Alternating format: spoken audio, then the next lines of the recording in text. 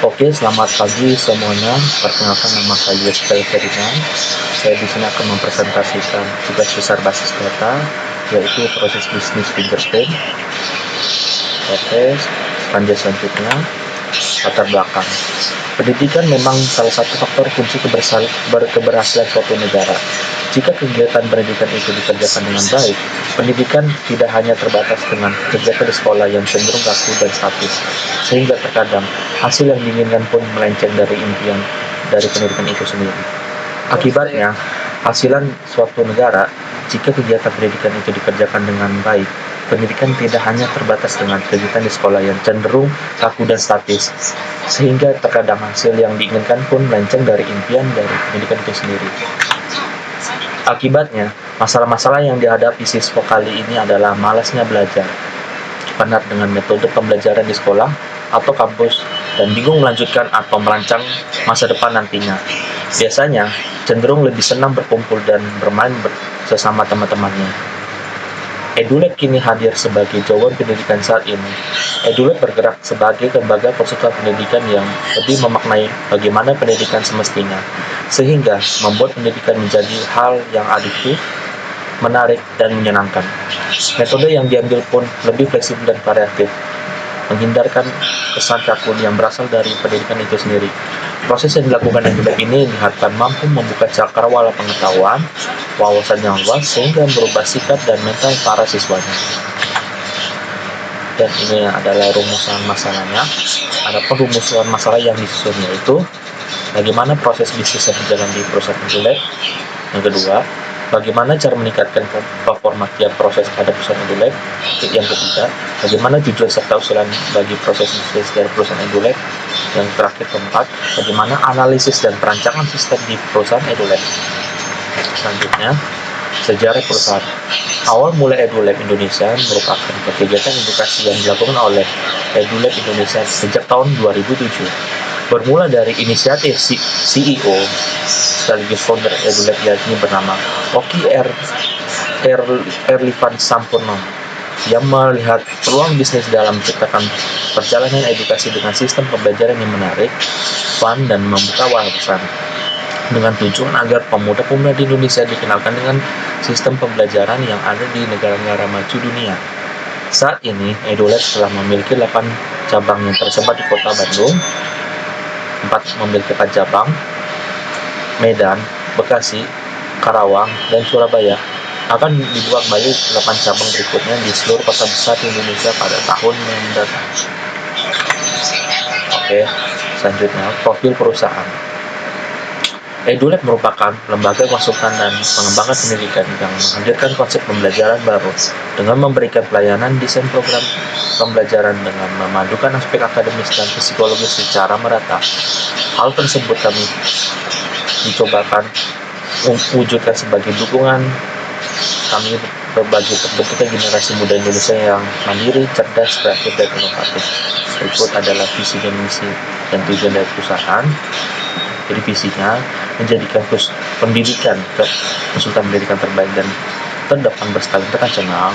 Misinya berkomitmen memberikan pendidikan terbaik kepada siswa, pendidikan, dan masyarakat melalui inovasi produk dan layanan agar tercipta insan berkualitas. Dan selanjutnya merupakan struktur organisasi dari perusahaan EduLab. Jadi di sini ada terbagi jadi direktur umum, dan terbagi ada beberapa divisi, ada 5 divisi. Yang pertama divisi manajer, divisi marketing, divisi akademik, divisi operasional, dan divisi informasi. Divisi operasional informasi ada di bawahnya lagi, yaitu bagian administrasi dan bagian sistem operasi pada divisi operasional, sedangkan divisi informasi terdapat bagian informasi.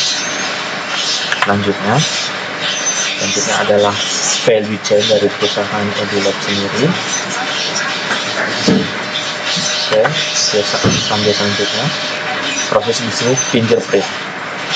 Proses yang terjadi dalam fingerprint yaitu saat siswa EduLab mendaftarkan diri untuk mengisi informasi fingerprint agar nantinya dapat berfungsi dengan baik. Peran dari proses bisnis fingerprint di sini adalah untuk sebagai absensi kehadiran setiap siswa yang telah menjadi member di bimbingan belajar EduLab. Ini merupakan salah satu fasilitas yang diterapkan di bimbingan belajar EduLab. Proses bisnis. Dan di sini adalah proses bisnis existing.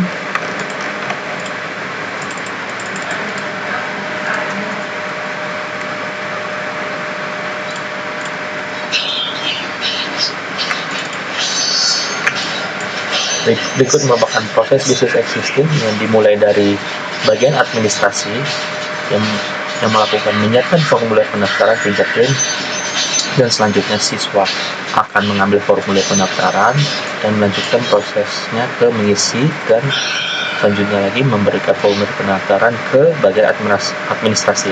Dan administrasi akan menerima formulir dan mengecek kembali formulir biodata siswa. Jika tidak sesuai, maka pihak bagian administrasi akan mengulang kembali ke siswa dan guru siswa akan mengambil formulir pendaftaran kembali. Dan jika sudah sesuai, akan dilanjutkan ke proses selanjutnya, yaitu siswa akan mengisi daftar fingerprint. Proses selanjutnya akan melakukan tes fingerprint, kemudian input, kemudian lagi memberikan hasil input fingerprint dan menerima hasil input fingerprint ke bagian administrasi, dan bagian administrasi akan mengecek hasil input scan finger. Jika tidak sesuai, maka dilakukan ulang melakukan tes fingerprint. Jika sesuai, maka proses selanjutnya akan memberikan hasil sukses input scan fingerprint ke bagian internal. Lalu bagian internal akan menerima hasilnya dan mengecek kembali hasil input fingerprint. Setelah itu akan memproses dan kemudian memberikan hasil final scan finger, memberikan ke siswa. Jadi siswa di sini sekarang sudah menerima hasil final scan fingerprint dan proses pun sudah berakhir. Oke, selanjutnya proses bisnis targeting.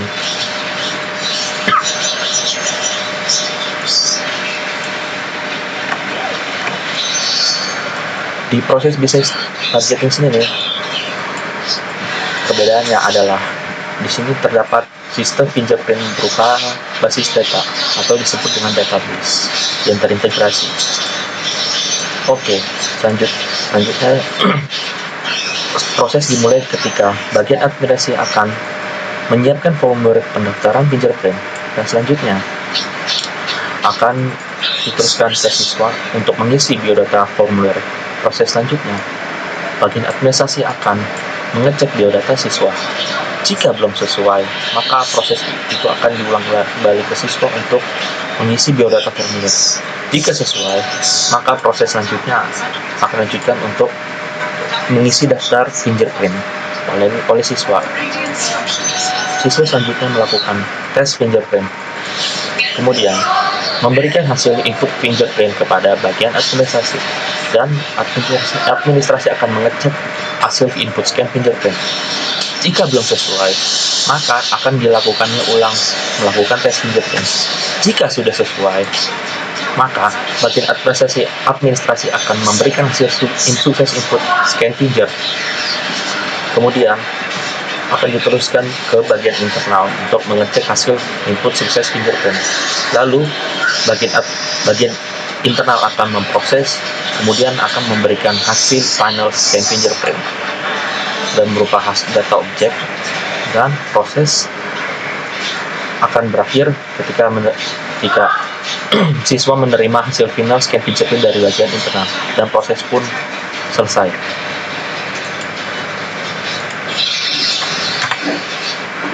Selanjutnya adalah analisis perancangan sistem informasi. Oke, di sini ada use case diagram.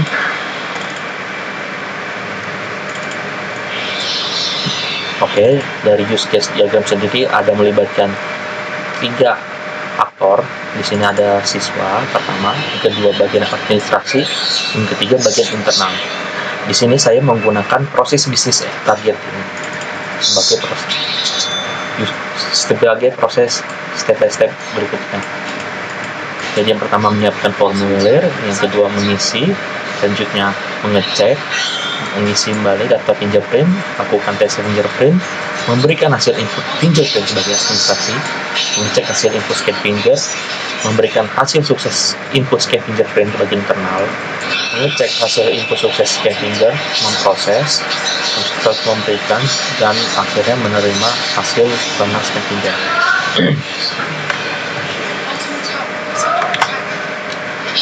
Selanjutnya di sini adalah activity diagram atau disebut dengan diagram aktivitas. Jadi di sini dimulai ketika bagian administrasi akan menyiapkan formulir fingerprint, lalu siswa akan mengisi biodata formulir dan mengecek kembali biodata siswa oleh bagian administrasi. Jika belum sesuai akan mengulang kembali untuk mengisi ulang lagi. Jika sudah, akan proses selanjutnya siswa akan mengisi daftar fingerprint, kemudian melakukan tes dan memberikan hasil input scan fingerprint ke bagian administrasi, dan administrasi akan mengecek kembali. Jika belum sesuaikan, dites ulang. Jika sudah, akan memberikan hasil input scan fingerprint dan kemudian diteruskan ke bagian internal mengecek hasil input scan finger dan kemudian memproses dan kemudian memberikan dan melakukan data objek, dan pada akhirnya siswa menerima hasil input scan fingerprint dan proses pun berakhir. Selanjutnya ERD, model relasional dan implementasi pada MySQL.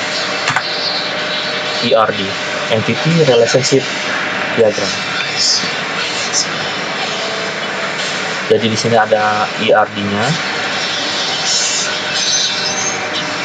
Jadi siswa dan absensi ini one to many, dan absensi dan karyawan to many to many.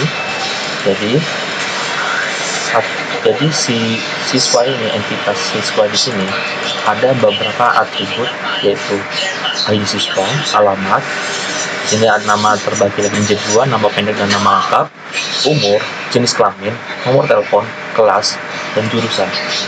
Lalu dihubungkan dengan ini satu siswa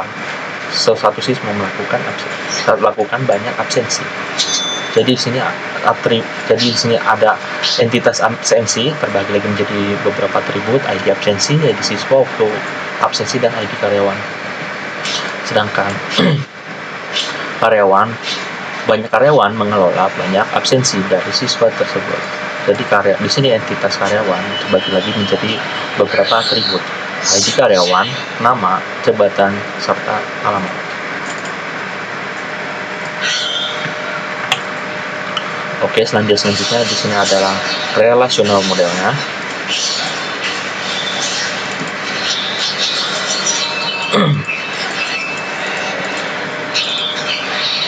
Jadi di sini ada siswa, absensi, dan karyawan. Jadi di sini ID siswa merupakan primary key, serta ini adalah atribut-atribut pendukungnya. Absensi di sini ID absensi merupakan primary key, dan ID siswa serta ID karyawan merupakan foreign key. Dan karyawan sendiri, ID karyawan merupakan primary key.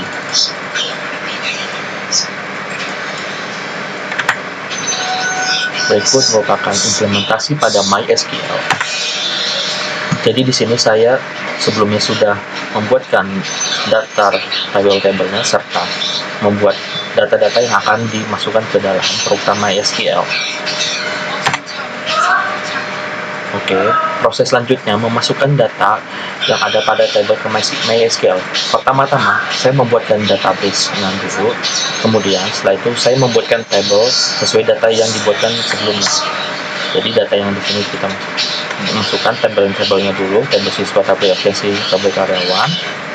Dan proses ini ialah menggunakan data definition language atau TDL.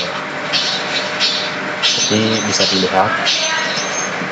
Oke, proses selanjutnya Setelah berhasil membuat tabel, proses selanjutnya memasukkan data-data yang ada pada tabel menggunakan DML, Data Manipulation Language.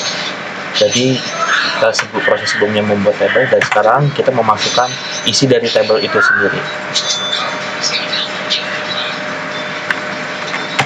Oke, selanjutnya untuk memastikan bahwa data telah terinput di MySQL, di sini saya akan mengecek setiap masing-masing tabel. Jadi di sini saya melakukan perintah show tables, tabel di database tersebut ada 3 sesuai absensi karyawan isi semua. Selanjutnya, nah di sini semua tabel sudah terinput dengan baik, dan pada akhirnya semua data telah berhasil terinput di MySQL. Selanjutnya adalah mockup dari aplikasi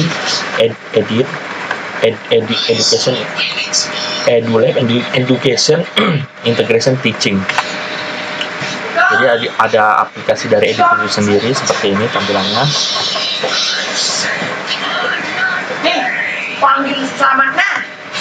Oke, kesimpulannya, proses bisnis fingerprint ini memiliki peran sebagai absensi setiap siswa yang hadir dalam mengikuti bimbingan lab. Dengan adanya proses bisnis ini dapat membantu karyawan dalam melakukan proses absensi setiap siswa, sehingga mencegah terjadinya titip absensi (TIKSEN), serta meminimalisir terjadinya kesalahan manusia, dan menjadikan lebih efisien dari segi waktu dan biaya. Jadi tidak perlu repot-repot untuk melakukan absensi, mencetak daftar absensi, dan melakukan proses absensi setiap siswa. Dengan adanya fingerprint, keakuratan data absensi lebih terjamin dan terpercaya. Oke, cukup sekian dan terima kasih. Mohon maaf jika ada kesalahan kata dari saya. Saya Yusuf akan menutup materi representasi ini. Oke, mantap. Sekian dan terima kasih.